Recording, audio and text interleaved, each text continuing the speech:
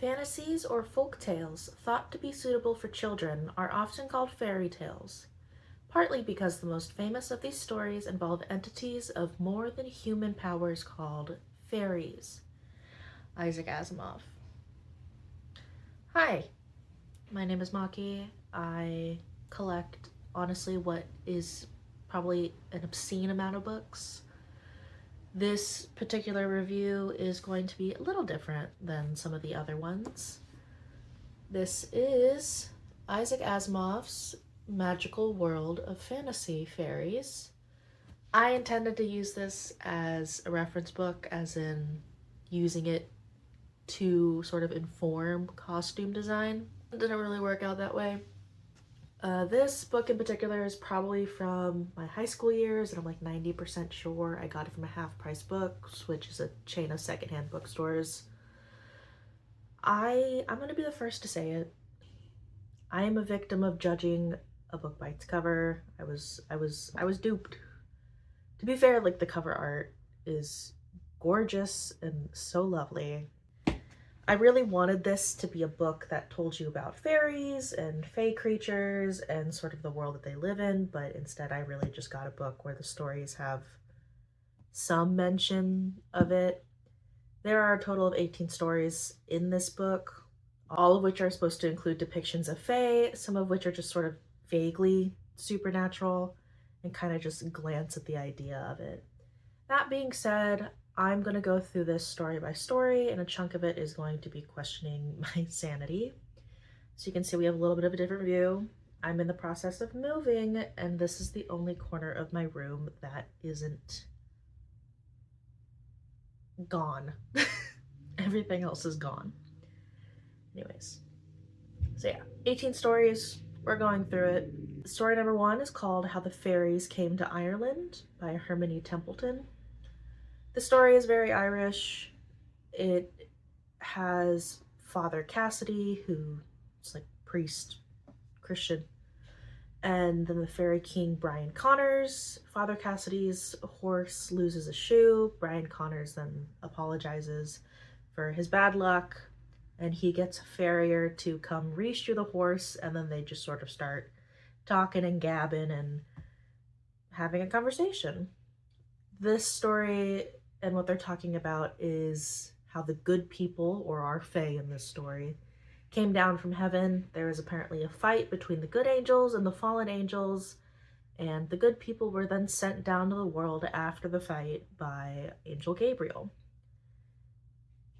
And then after they talk, Father Cassidy goes on his way, and that's it. Story number 2 is going to be called The Manor of Roses by Thomas Burnett Swan.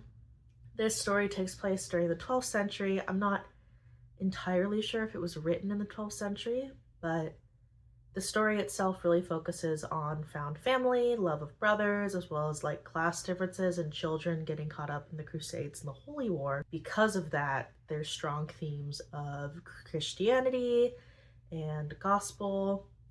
As the story goes, John, a lord's son, fails to kill a stag during his father's hunt. After being told to run away, he tries to find his friend Stephen, who is a Saxon boy who works for John's father.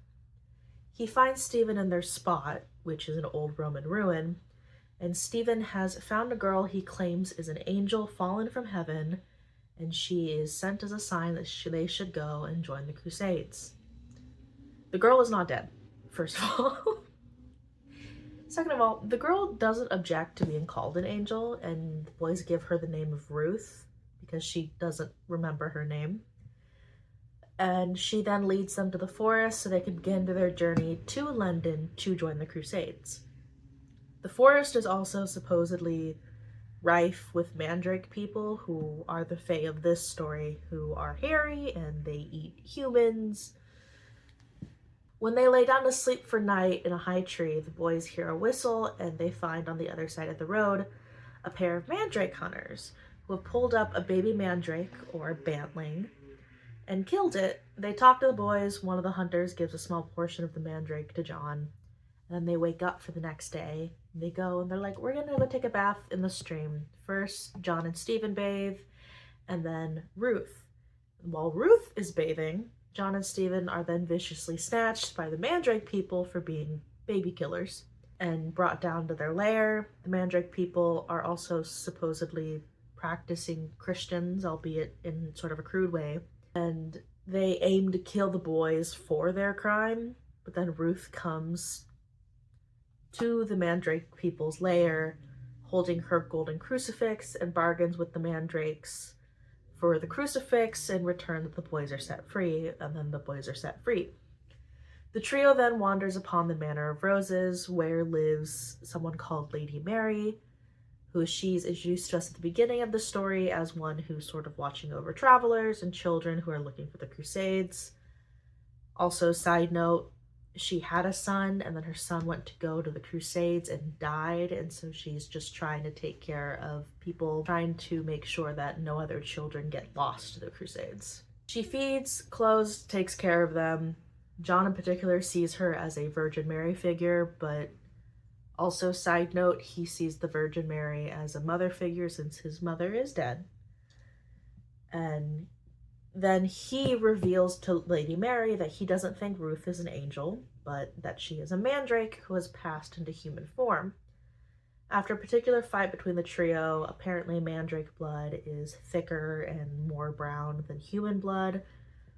Ruth then reveals that she's not a mandrake, and she's not an angel, but she's just a girl. She's the niece of a lord who owns the Boar's Lair, which is a nearby keep to John's father's place, who ran from her uncle after he tried to assault her. She reveals her real name, but tells the boy, please just call me Ruth.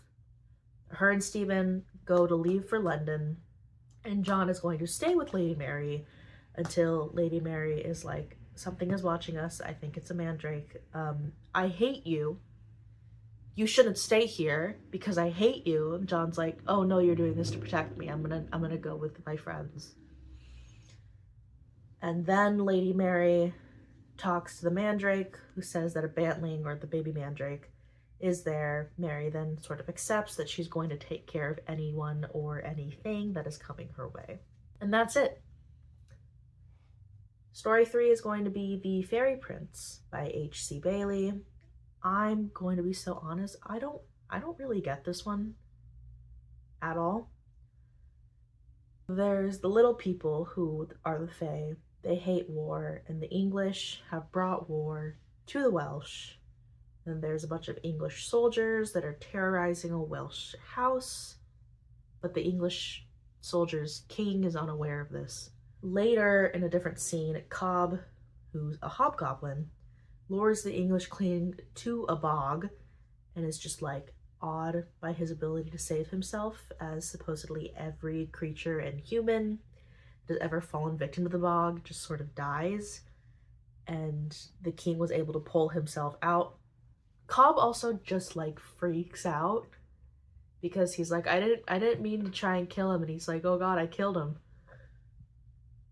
And Cobb is also awed by the king because he is a very large man who is also strong and kind. The king goes to the town that the soldiers were terrorizing and is like, the king goes to the town that the soldiers were terrorizing. The town is like, we hate these people.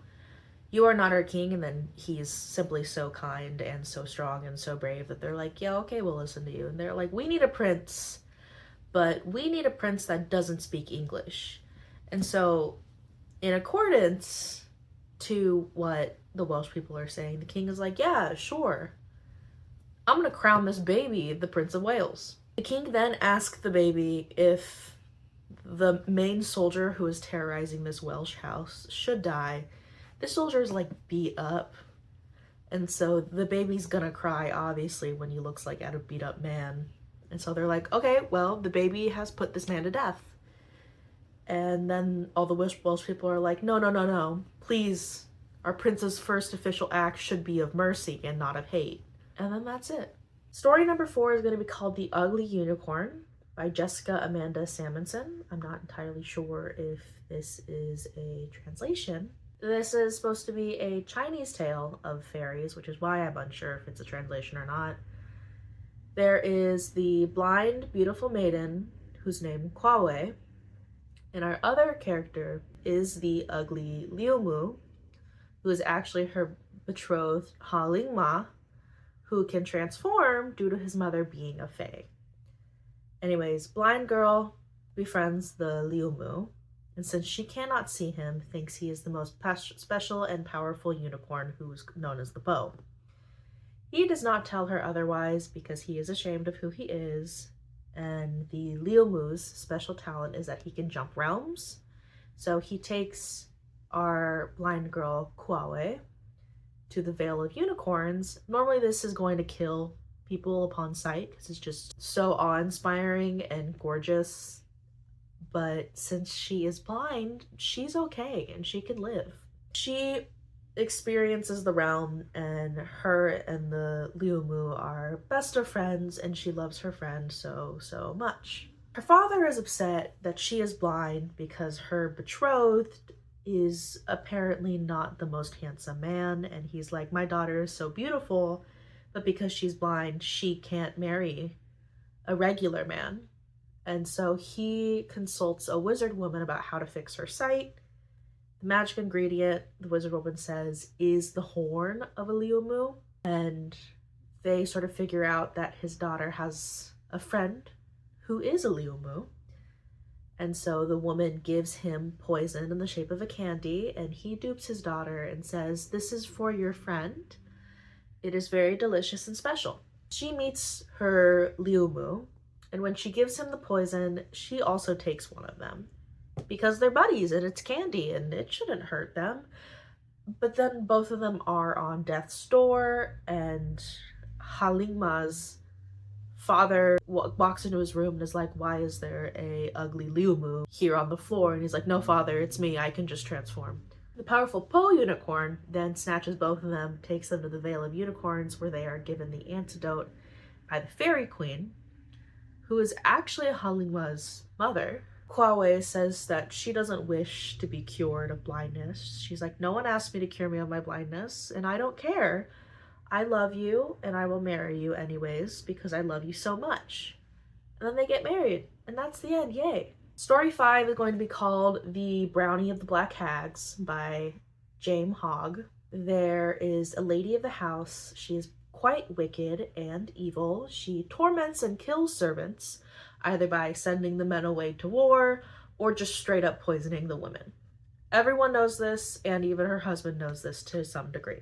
Her husband, the Lord, gets a servant named Merodach, who he will not get rid of because this guy is willing to work for such low wages and he is just a great worker. She is going to go cuckoo bananas bonkers trying to harm and kill this man. I mean, like, to be fair, he is goading her and giggling and laughing and taunting at her, so I understand the crash out. She throws a punch at him, he dodges, and she instead absolutely smacks her favorite servant, Tom Johnson, and no one knows when that guy's gonna wake up because he got hit so hard. She also tried to chuck the kitchen poker at him, and then Merodach ducked and she shattered all of her dishes. She tells her husband, you should get rid of him, I hate him so much. Her husband says, no, I'm not gonna get rid of him. And then so she's like, okay, fine, I'll try and kill him. She poisons his favorite treat, which is sweet milk, and instead of him drinking it for breakfast, he kind of figures out all of her hijinks. He feeds the poisoned milk to her beloved dog, Missy. She's like, oh my god, I killed my dog, and tries to discreetly bury the body, and he is going to stand on the other side of the wall and go, wow, that's crazy. Are you burying your dog? Are you, and make sure that everyone hears that she killed her dog. She then is like, at this point, truly losing it, and she's going to try to kill him in his sleep, but he sleeps in the same room as her son, so she instead murders her son. After the death of her son, who was also the heir to the estate, Merodach is finally dismissed from service. She freaks out, and she's like, raving madman tales of like, he can't leave, why would you, he can't leave, and goes and follows him. He comes after a while, deposits this broken lady to an old couple who lives on the property, and is like, hey, she won't leave me alone. I'm sick of having her around. If she keeps following me, I'm going to kill her. The old couple doesn't believe it, so when he goes to leave and the lady follows, he comes back with the lady, ties her up, and leaves her there. After some time, she escapes and ends up going to find him again. So he beats her to death. And apparently, he wasn't just like a whimsical, naughty servant. He was a brownie who's a fey creature. Story number 6 is going to be The Dream of Akinosuke, which is by Lafcadio Hearn. Once again, unsure if this is a translation. Akinosuke is a working man. He is currently hanging out with his buddies in his garden, and they are getting drunk, and they are having a good time. And then he is overcome by a huge need to go and take a nap. So he's like, hey guys, I'm really sleepy right now. I'm gonna go sleep. It leans against a tree, falls asleep. Then his dream begins with what seems like a daimyo, or a lord, coming to his garden and asking Akinosuke to come with them by the request of the Kokuo of Tokoyo, or the king of Fairyland. He says sure. They take him to the king. The king says, thank you for coming. Will you marry my daughter, the princess? He says, yeah, sure, whatever. They have a beautiful ceremony. And then 3 days later, the king summons Akinosuke again and is like, thank you for marrying my daughter. You guys should go rule an island called Raishu. He then becomes the governor of Raishu.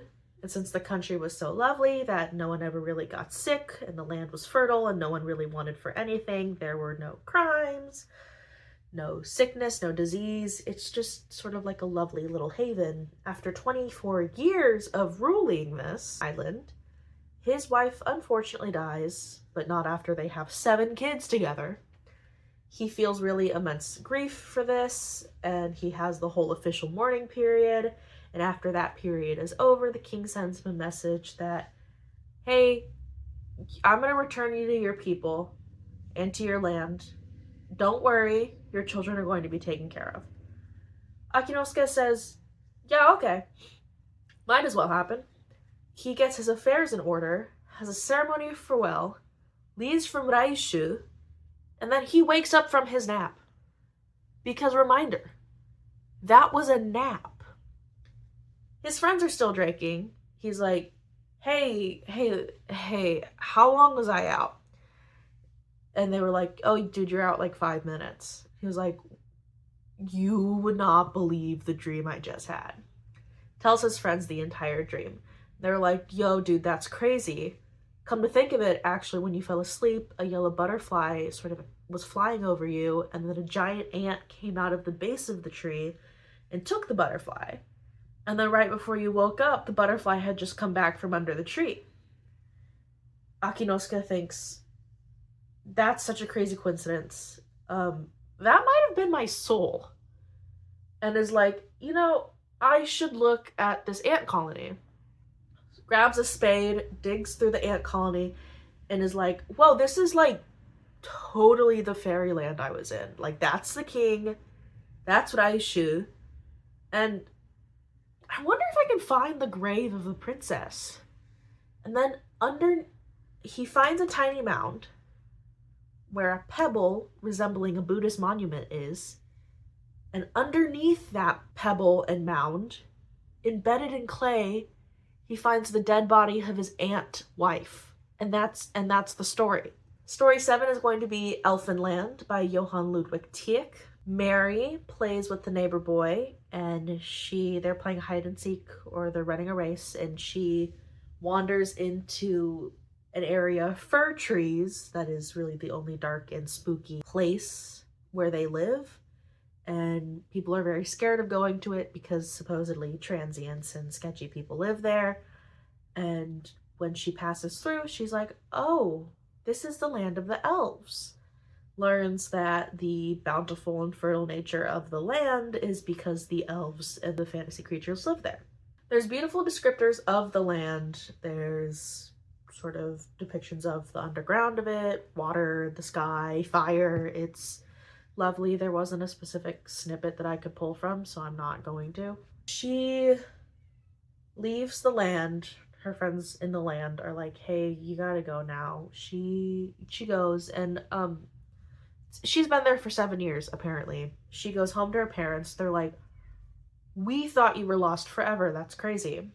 She ends up marrying the neighbor boy and has a daughter that she names Elfrida, who also plays with the elves, but doesn't go to the land the elves find her.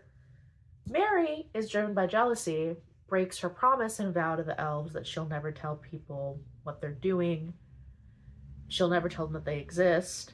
And she tells her husband because her kid is playing with the elves and shows him their kid playing and also the ring the elves gave her, and is like, you should be nicer to those people because the land is good and fertile and farmable because of them.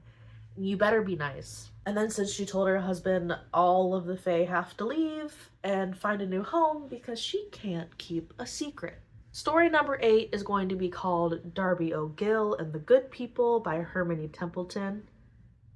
Back at it again. Darby O'Gill's pigs and his cow were taken by the good people, are Fae. Darby O'Gill found his cow Rosie and is like, come back home. Rosie's like, rah, and drags Darby O'Gill into the mountain where the good people are living. The good people are partying it up in there. They also have stolen people from different parishes around the land.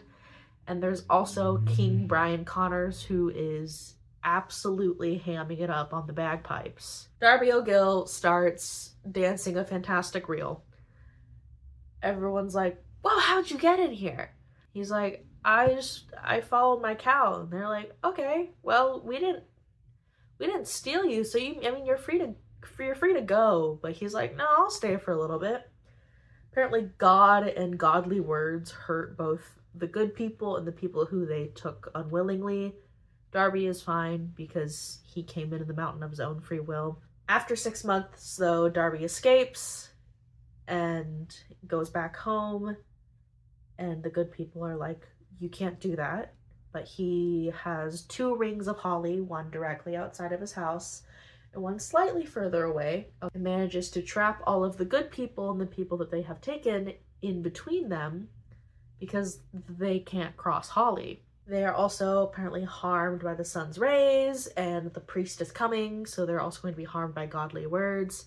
And so he gets to bargain. He says, you need to release everyone of my parish, and also give me 10,000 gold. They're like, no. And then he's like, well, the priest is coming. And they're like, okay, yeah, sure. Here it is. And that's the story. Story number 9 is going to be called No Man's Land by John Buchanan. There's a scholar named Mr. Graves. He is visiting the North Moors due to an interest in discovery, and he's been hearing all these crazy stories and theories, and he just wants to know more about it. So he goes to the North Moors. He's there to discover things and also just to fish. He stays with a shepherd and his sister. Nearby the shepherd's house is an abandoned cottage that no one is going near. He asks about it. They're like, you don't go in there. He says, okay. Strange things are really happening in the hills. The shepherd is losing a lot of lambs in the hills. Some of the lambs are then found with a hole straight through their throat, and the shepherd will not discuss any theories on how these lambs are disappearing. He just refuses to talk about it. And the shepherd also shows Graves a flint arrowhead he found, and it's not centuries old, it's actually quite recent, so it's also a little concerning. One day, Graves is out fishing, gets caught in a rainstorm, gets lost in the rain pretty badly, and then he is beaten up and kidnapped. When he wakes, he is tied up, pretty battered, pretty bruised. He has a conversation with the folk, who are our Fae, freaky creatures. He has a conversation with the folk in Gaelic, where he learns that they have been alive for centuries. They have very strong feelings against the Gaelics and the Saxons, and they love murdering girls and beasts alike for protection, religiously, and also just for the love of the game. He manages to escape because he burns rope off of his hands, runs, barely makes it away from the folk. He manages to get into the house of the shepherd and his sister in just enough time. Mr. Graves is then like, I have to leave. Goes back to London, leads a very fruitless and uninteresting life, devoid of whimsy, because he had whimsy and discovery in his heart once, and then he almost died and was taken and beat up. And then later, once he's old, he's like, I have to go back to the moors. Goes back to the moors, finds the folk again, hides a gun on himself, manages to shoot and kill some of the folk and help the people that were kidnapped, one of them being the shepherd's sister. He helps them not be sacrificed and actually escape. The descriptors of the folk are hairy, gruff, barbaric, and rough. Yeah, he's old and he shoots things, and that's the end. Story number 10 is going to be called The Prism by Mary E. Wilkins. Diantha is our protagonist of the story. She is an orphan of many parents. Her mother died, and so her father remarried. Then her father dies, so her stepmother remarries. Then her stepmother dies, and her stepfather remarries a widow who has an adult daughter who has 2 kids. She's been through a lot. Diantha has a prismatic drop piece of glass, like a tassel, from her mother's lamp that lives in the front room. Diantha took it because she's like, that belonged to my mother, it's technically mine. And she's laying down on the ground. Her cousin comes up to talk to her, and she asks, hey, what do you see when I hold this glass up to the light? Cousin's like, I see the pretty colors from the prism. And Diantha is like, is that all you see? And her cousin's like, yeah, that's all I see. And she says, okay. And then she's getting older and she's around marrying age. Diantha is very pretty, but she's very dainty and mysterious, so people are kind of uncertain if she has what it takes to be a homemaker and a housewife and be in charge of a farm. So she's, even though she's pretty, she's not getting proposals. But then she is courted by a farmer's son who sees her and is so enamored with her, and then finally works up the courage to be like, hey, can I marry you?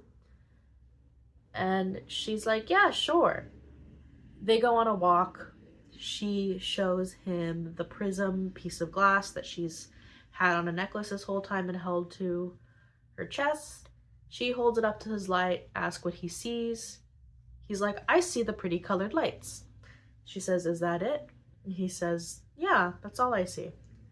Apparently, while other people are seeing the pretty colored lights, when she holds it up in the sun, Diantha is seeing little people dance in the colored lights. She tells her fiance this. Her fiance's like, hey, that's kind of childish, and I'm really not going to take you seriously, and I don't know if I want to marry you if you keep holding on to these childish delusions.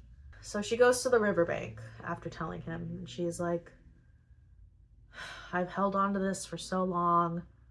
And she holds it up to the light, and she tries to see again, and she just sees the colored lights. So she just buries it in the ground, goes back to her fiance, finds him, tells him that she gave up the glass, and then she just lives life like a normal housewife. That's it. She gives everything up and never thinks about it again, because I guess that illusion is broken. And that's it. That's the story. Story number 11 is going to be The Kith of the Elf Folk by Lord Dunsany. The wild thing saw people praying in the cathedral next to the marsh through stained windows and the candles, and she sees people's prayers light up and fly into heaven. And she is so overcome by the beauty and the passion of these people praying. She was like, I want to have a soul, because wild things do not have souls. I want to have a soul and I want to pray. And she tells her people that. And she's like, I want a soul so bad. And they're like, okay. And they make her a soul. They make her a soul. It's made out of marsh dew, mist, reed song, voices of lovers, songs of morning birds. And they're like, here is your soul. Put it into your chest and you will become human. You will not be immortal. But if you die, your soul will not go up to heaven because it is not a real soul. If you want to get rid of your soul, you have to give it to a human that does not have a soul, and you can be a wild thing again. And so she goes and she becomes human with her soul, and she walks out of the marsh, prays, works. They're like, what is your name? And she's like, I am the Song of the Rushes. And they're like, that's not a name. So your name is Mary Jane Rush now. She then ends up getting a job at a factory, which is devoid of all the beautiful things that a soul wants to see. She gets really sad. She's like, this is not beautiful. My soul is not happy. I don't want this soul anymore. I want to go home. She misses the marshes. She misses the songs of the reeds and the mist in the valley. So then she, out of dismay, sings about it. Someone hears her and is like, whoa, you're so good at singing, takes her to London.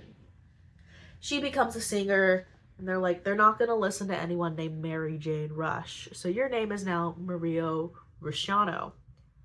And at her first appearance and performance, she sings, everyone is captivated, and then she's like, finally, there's someone in the audience that doesn't have a soul.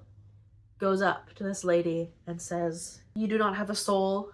I want to give you my soul. It is a very good soul. It is made of all the most lovely things in the world, but I don't want it anymore. But you can take it. And the lady was like, oh, I'm not sure. She's like, no, please take this soul. Lady takes the soul, and the wild thing, who was a human, all of her clothes go drop on the ground, and she dances out of the clothes as a wild thing, free and happy to roam the marshes once again. That's it.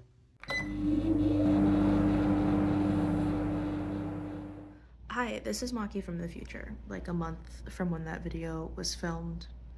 A lot has happened. I'm really tired of editing this right now. There's like 23 more minutes of footage. There are 7 more stories. And I don't want this video to be an hour long, because that means I have to edit a video that's an hour long. So this is going to be part 1. There will be a part 2, obviously. There's more to this book, but for right now, this is part 1. Sorry, except I'm really not. So this is the end for now. There will be more later, I promise.